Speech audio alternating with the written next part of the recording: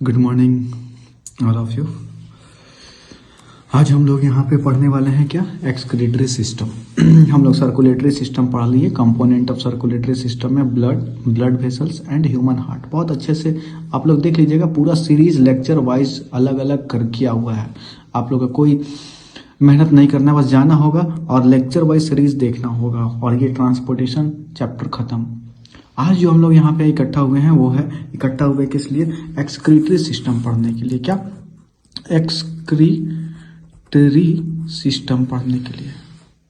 Excretory system देखना ध्यान से, ये जो एक्सक्रीटरी सिस्टम है वो हमारे ह्यूमंस के लिए क्यों इंपॉर्टेंट होता है उसके बारे में समझते हैं पहले। सर, एक्सक्रीटरी सिस्टम वो सारे वेस्ट मटेरियल को बाहर निकालता है।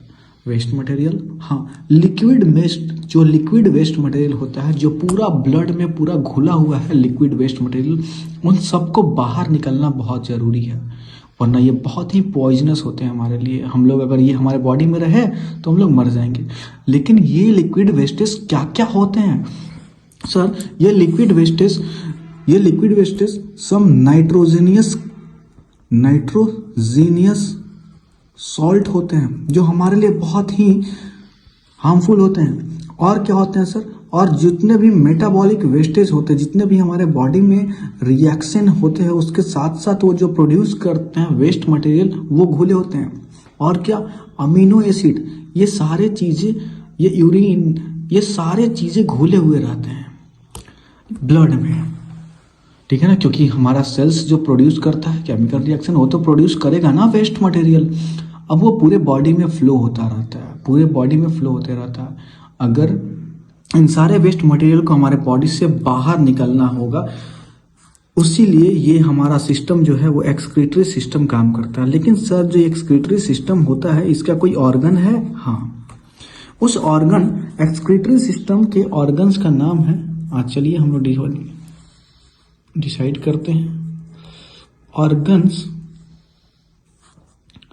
ऑफ एक्सक्रीटरी सिस्टम क्या है? ऑर्गन्स, एक्सक्रीटरी सिस्टम के ऑर्गन्स क्या है? ये है सर किडनी। देखिएगा स्पेलिंग मैं यहाँ पे लिख रहा हूँ, KIDNEY, किडनी।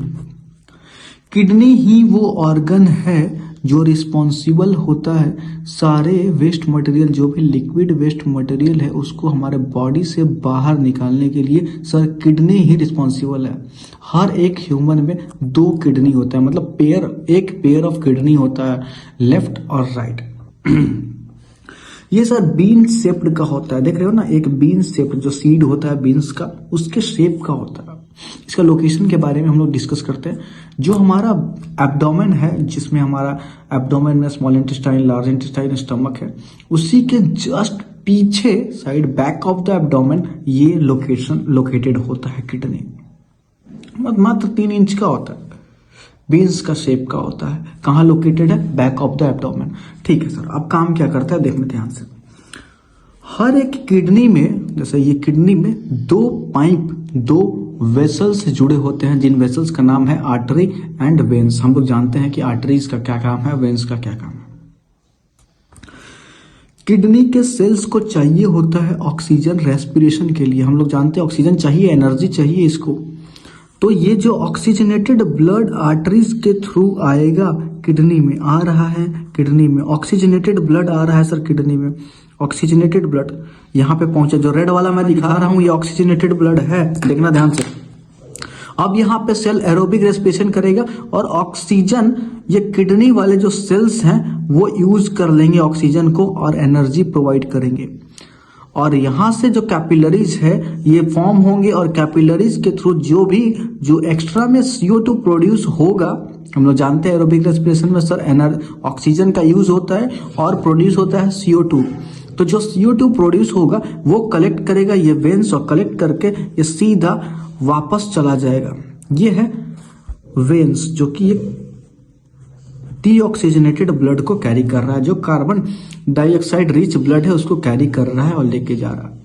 लेकिन जो प्रोसेस हुआ, आर्टरीज ऑक्सीजनेटेड ब्लड लाया और ये दिया किडनी के सेल्स को, और ये प्रोड्यूस किया carbon dioxide rich blood.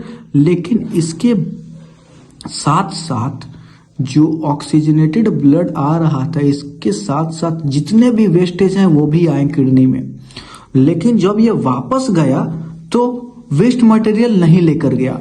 Waste material को यही ये छोड़ देता है किडनी में, और जो ये नीचे सेटल हो जाते हैं वेस्ट मटेरियल, और ये वेस्ट मटेरियल वापस इस यूरेटर के थ्रू, जो पाइप लगा हुआ यूरेटर के थ्रू ये वेस्ट मटेरियल ये सारा यहाँ स्टोर हो जाता है यूरिनरी ब्लैडर में।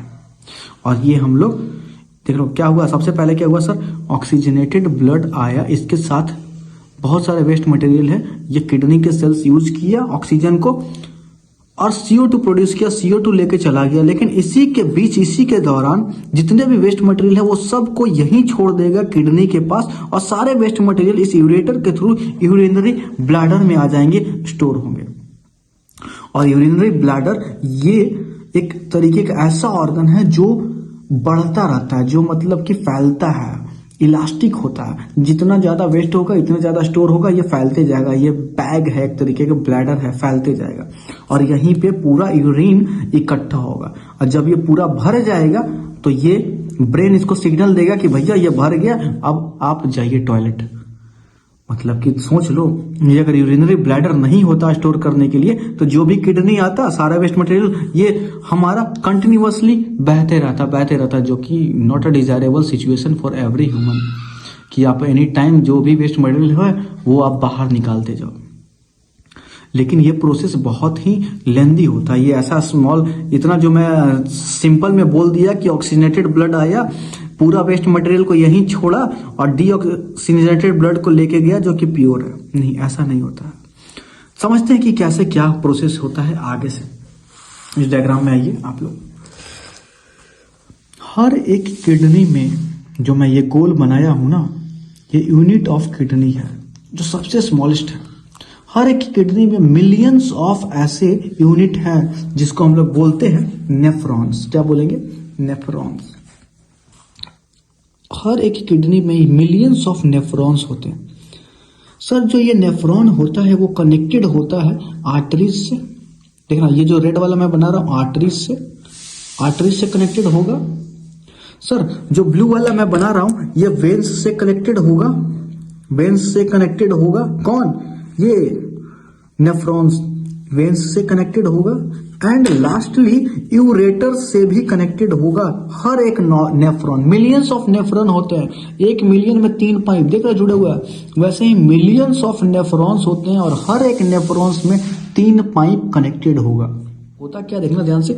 ऑक्सीजनेटेड ब्लड लेके आएगा अपने साथ ऑक्सीजन रिच ब्लड, और इसके साथ लेके आएगा ये कैसा ब्लड? डर्टी ब्लड लेके आ रहा है। कौन? Dirty blood. कहने का मतलब है कि ये ऑक्सीजन तो है इसके अंदर, लेकिन बहुत सारे वेस्ट प्रोडक्ट मिले हुए हैं, वेस्ट मटेरियल मिले हुए हैं। ये आएगा, ये लेके जाएगा कहाँ पे? नेफ्रॉन्स के पास। नेफ्रॉन्स के पास वेस्ट प्रोडक्ट यहीं इकट्ठा हो जाएगा और यहां से कार्बन डाइऑक्साइड रिच ब्लड ये वेन्स के थ्रू वापस भेज देगा, जो कि सर ये क्लीन ब्लड होगा। इसमें सिर्फ कार्बन डाइऑक्साइड होगा लेकिन वेस्ट प्रोडक्ट नहीं होंगे, ये क्लीन ब्लड होगा, ठीक है ना। और जो यहाँ स्टोर हुआ वेस्ट प्रोडक्ट, उसको ये यूरेटर के थ्रू ये वापस चला जाएगा यूरिनरी ब्लैडर में। देखना हुआ क्या, कहानी क्या हुआ। सर जो ये आर्टरीज हैं ऑक्सीजनेटेड ब्लड ला रहे हैं, लेकिन ये डर्टी ब्लड है क्योंकि इसके अंदर बहुत सारे सॉल्ट मिले हुए हैं, वेस्ट प्रोडक्ट मिले हुए हैं। ला रहे हैं डर्टी ब्लड, ऑक्सीजन है लेकिन डर्टी ब्लड है, और यहाँ पे ये छोड़ दिया।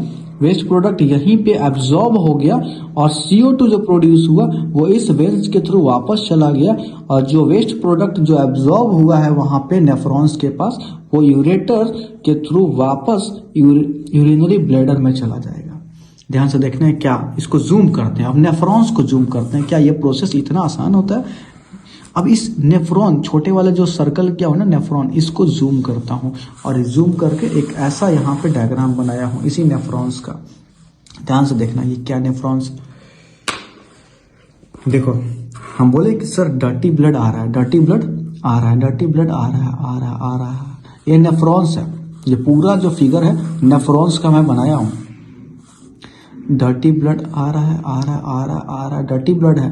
डर्टी ब्लड कहने का मतलब सर ऑक्सीजन है लेकिन वेस्ट प्रोडक्ट इसके अंदर मिला हुआ है, आ रहा है। और जो यहाँ पे जो ये ऐसे मैं किया हूँ, ये कैपिलरीज बनाया हूँ।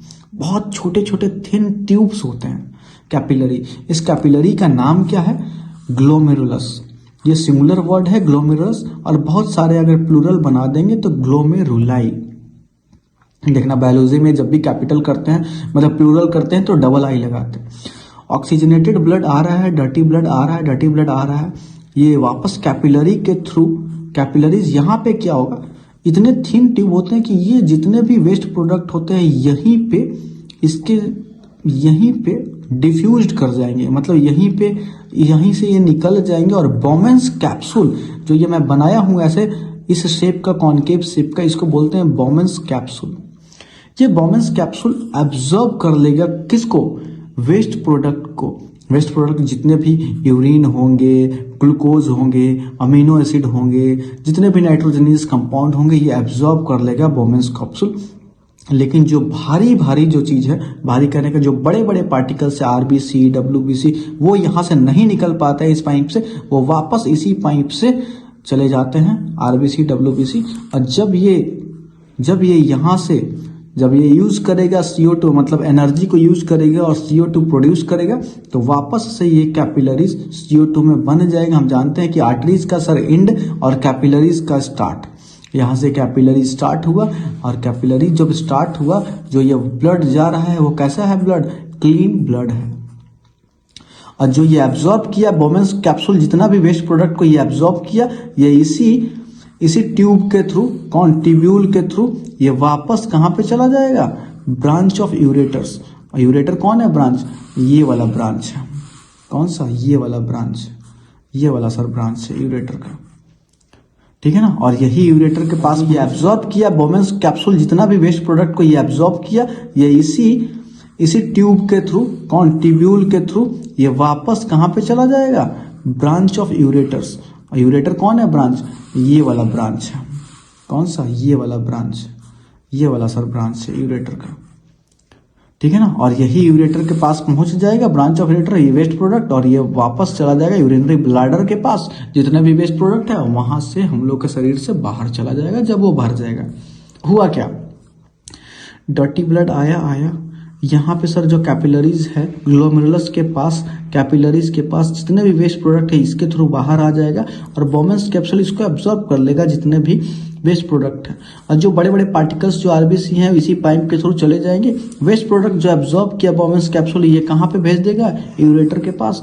और वापस से ये जो ऑक्सीजन रिच ब्लड है, ये फिर से CO2 में बन जाएगा, जो कि ये क्लीन ब्लड होगा। आया डर्टी ब्लड किडनी के पास, गया क्लीन ब्लड। आया ऑक्सीजनेटेड ब्लड, गया कार्बन डाइऑक्साइड रिच ब्लड। यही है मैकेनिज्म ऑफ किडनी। चलिए, हम ज़्यादा लंबा लेंगे नहीं वीडियो, हालांकि ये 12 मिनट का हो गया। यहाँ तक हम लोग जो किडनी का चैप्टर पढ़ लिए, पूरा कॉन्सेप्ट आप लोग रिवाइज कीजिएगा, समझिएगा, कमेंट कीजिएगा। अगर कमेंट कीजिएगा कि सर समझ में नहीं आया, तो फिर से इसको वीडियो को बनाऊंगा मैं, और डिटेल में बनाऊंगा। कमेंट करना ना भूलें। वीडियो को देखिए, कमेंट कीजिएगा, ठीक है। Bye bye.